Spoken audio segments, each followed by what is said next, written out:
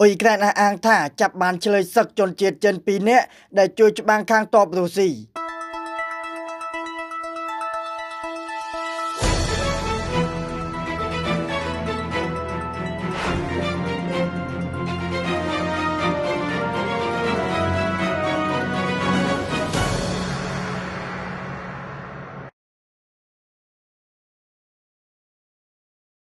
នៅរុស្ស៊ីថ្ងៃអង្គារទី8មេសាលោកហ្សេឡិនស្គីបានប្រកាសដំណឹងថាកងទ័ពអ៊ុយក្រែននៅសមរភូមិខាងកើតបានចាប់ខ្លួនជនជាតិចិន2នាក់ដែលជាទាហានជួយច្បាំងឲ្យកងទ័ពរុស្ស៊ីលោកប្រធានាធិបតីអ៊ុយក្រែនបានទាមទារឲ្យមានការបំភ្លឺជាបន្ទាន់ពីសំណាក់រដ្ឋាភិបាលចិនថាបើចិនជាប្រទេសអព្យាក្រឹតចុះហេតុអ្វីបានជាមានជនជាតិចិនជួយប្រយុទ្ធក្នុងកងទ័ពរុស្ស៊ីដែលជាចោរឈ្លានពានទឹកដីអ៊ុយក្រែនបែបនេះទាហានរបស់យើងបានចាប់បានជនជាតិចិន2នាក់ដែលជាកងកម្លាំងជួយច្បាំងខាងកងទ័ពរុស្ស៊ីនៅក្នុងទឹកដីអ៊ុយក្រែន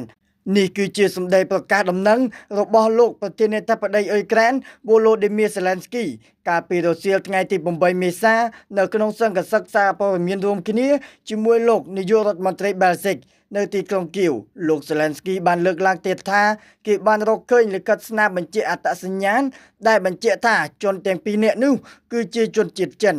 លោក Zelensky បានឆ្លៀតឱកាសប្រកាសដំណឹងនេះផ្ញើសារទៅកាន់រដ្ឋាភិបាលលោក Donald Trump ថាសូមសហរដ្ឋអាមេរិកសូមមេត្តាប្រុងប្រយ័ត្នតាមដានឲ្យច្បាស់នៅអ្វីដែលកំពុងតែកើតឡើងនៅអ៊ុយក្រែនបន្ទាប់ពីអ៊ីរ៉ង់និងកូរ៉េខាងជើងគឺពេលនេះមានភស្តុតាងបញ្ជាក់ថាមានប្រទេសថ្មីមួយទៀតហើយដែលចូលរួមជួយខាងរុស្ស៊ីដើម្បីធ្វើសង្គ្រាមឈ្លានពានទឹកដីនិងសម្លាប់ប្រជាជនអ៊ុយក្រែនលោក Zelensky អះអាងថាលោកនឹងបញ្ជូនរដ្ឋមន្ត្រីការបរទេសអ៊ុយក្រែនជួបជាមួយសមាភាគីចិនដើម្បីទទួលបានការបំភ្លឺឲ្យកាន់តែច្បាស់បំផុតសូមបញ្ជាក់ដែរថាផ្អែកតាមប្រភពអ៊ុយក្រែនគឺប្រហែលជាអាចមានជនជាតិចិនច្រើនអ្នកដែលកំពុងប្រយុទ្ធជួយកងទ័ពរុស្ស៊ីក្នុងទឹកមុខស្រងោស្រងាត់លោក Zelensky លើកឡើងថាអ៊ុយក្រែនជាប្រទេសរឹងមាំតស៊ូបដិញ្ញាប្រយុទ្ធការពារទឹកដីមែនតែអ៊ុយក្រែនមិនអាចមានកម្លាំងប្រយុទ្ធគ្រប់ទិសជាមួយកម្លាំងទាហានប្រទេសជាច្រើនក្នុងពេលតែមួយនោះទេលោក Zelensky បានអាងទៀតថានេះគឺជាភស្តុតាងបញ្ជាក់ថាលោកពូទីនមិនដែលចង់ជួបធ្វើសង្គ្រាមនោះទេទោះអស់ទាហានខ្លួនក៏ទៅបន្តរកកម្លាំងពីប្រទេសផ្សេងមកជួយនៅក្នុងវីដេអូមួយផ្សាយតាមបណ្ដាញសង្គមកាលពីថ្ងៃទី8មេសាដែលលោក Zelensky បានទាមទារឲ្យសហរដ្ឋអាមេរិក